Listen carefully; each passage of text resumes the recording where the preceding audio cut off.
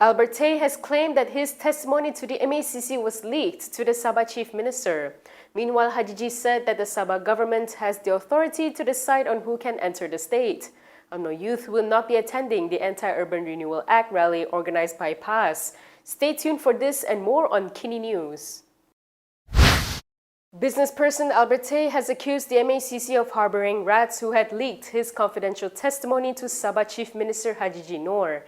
In a press conference this morning, Tay said he was stunned when Hajiji referred to the contents of his MACC statement during an event in Kota Kinabalu last December. Hajiji Noor telah mengeluarkan ucapan secara terbuka hari itu, masa itu, bahawa beliau dimaklumkan apabila saya yang terlibat dipanggil ke pihak SPRM, saya tidak mengaku saya buat itu. Bayangkan sudah dipanggil SPRM tetapi tidak mengaku. Ini beliau yang berucap secara terbuka di depan banyak orang. Okay? Jadi, bagaimana Hajiji Noor mengetahui keterangan saya? Bagaimana dia boleh tahu? Siapa yang maklum? Maklum tu siapa? Beliau dimaklumkan, siapa yang maklumkan? Tay said he has lodged 2 reports, one with the police under the Official Secrets Act and Section 203A of the Penal Code for disclosing confidential information, and another with MACC for alleged abuse of power. He claimed the leak indicated there was interference in the MACC investigation, adding that he would no longer cooperate with the graft buster until the leak was addressed. During the press conference, Tay had also accused Hajiji of trying to sabotage the corruption trial. Tay said this after he faced restrictions in entering the state to attend court. When asked about this, Hajiji said that Sabah has the authority to decide on who can enter the state. Hajiji reportedly told reporters in Kota Kinabalu today that the state government has absolute power to decide who can or cannot enter Sabah. He added that enforcement would only follow after security agencies submitted complete reports and information. Yesterday, Tay's lawyers revealed that the business person was initially barred from entering Sabah upon arrival at the Kota Kinabalu airport. He was only let in after furnishing documentation that he was supposed to attend court. Prosecutors in his corruption case said today that they would liaise with Sabah authorities to ensure smoother entry. Still on Hajiji, he announced that he'll appoint a Chinese deputy chief minister if Gabungan Rakyat Sabah retains power in the upcoming state election. He said this in his speech at Hakka Hall in Kota Kinabalu last night. Hajiji acknowledged the Chinese community's historically significant role and contributions to the state's development and progress. According to the New Straits Times, he said that without their contributions, the state's economy would not have grown. He added that the Chinese community's contributions in Sabah span many fields and sectors. He said if GRS is once again given the mandate and if many Chinese leaders are successfully elected as representatives, he will appoint one of them as Deputy Chief Minister. He also pointed to past appointments of many experts and advisors of Chinese descent in various fields such as oil and gas, finance, investment, and law. Most recently, he tapped ex-Chief Judge David Wong to lead the Sabah Law Reform Advisory Council. He said this is how they improve state governance, ensuring that Sabah remains progressive and respected. Hajiji acknowledged that the State Legislative Assembly would be dissolved before its term expires on November 11th. From now on, you can also listen to Kinitv News on Spotify and Apple Podcasts. Scan the QR code on the screen to follow us.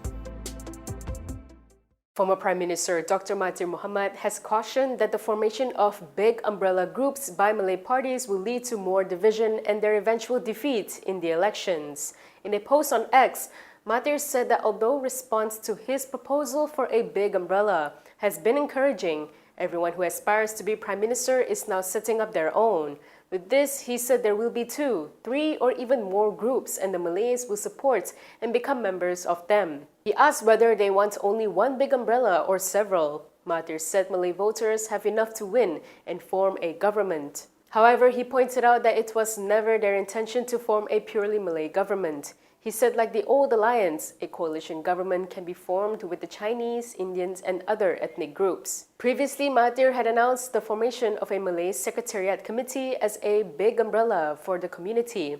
This came following a meeting with several political leaders, including from Perikatan Nasional, to discuss the secretariat. Mahathir said the committee would serve as a platform to address issues affecting the Malay community that the government had failed to resolve. Umno Youth has announced that it will not participate in the rally organized by PAS against the Urban Renewal Act, which has been scheduled for October 4th. Umno Youth Chief Dr. Akmal Saleh said before protesting the act, it would be better to come up with solutions and propose them to the government. Sebelum kita nak himpunan, saya tak menghalang untuk buat himpunan, tapi lebih baik sebelum kita nak buat himpunan, nak panggil kita semua bersama dalam himpunan, lebih baik kita datangkan dengan satu solusi. Kita adakan meja bulat, kita duduk bersama, PAS ada cadangan dia, UMNO ada cadangan dia, dan kita rangkumkan cadangan yang terbaik dan kita serahkan kepada kerajaan. Dan jika kerajaan tak nak terima cadangan kita ini, maka saya memberi komitmen bahawa kita akan bersama-sama untuk membantah urah ini. Sebab apa? Kita nak yang terbaik untuk rakyat. Daripada kita duduk berhimpun tapi kita tak ada satu solusi, dia akan mendatangkan keburukan kepada rakyat. Akmal had also highlighted how his party had formed a committee earlier this month to discuss matters related to the bill, with UMNO Vice President Johari Abdul Ghani appointed as the committee chairperson. He added that BN is holding a roundtable at a convention today addressing urbanization, the URA, and how it relates to the survival of urban Malays. If you like the stories we produce, consider supporting us by subscribing to Malaysia Kini. Click the link in the description below or scan the QR code on your screen to subscribe. France has joined in the nations that has officially recognized the state of Palestine. This was announced by its president, Emmanuel Macron, at an international conference on Palestine in New York on Monday. According to the BBC, in his speech, Macron reportedly said that the time for peace has come and nothing justifies the ongoing war in Gaza. The conference was co-chaired by France and Saudi Arabia and aims to reaffirm international support for a two-state solution as well as mobilize backing for its implementation. Meanwhile, CNN reported that UN Secretary General Antonio Guterres had called the situation in Gaza intolerable. He reportedly said that a two-state solution is the only way out of this nightmare. He added that a statehood for Palestinians is a right, not a reward, and without it, there will be no peace in the region. So far, a total of 153 out of 193 UN member states have announced their recognition of Palestine. On Sunday, the UK, Canada, Australia, and Portugal also made an announcement on the matter.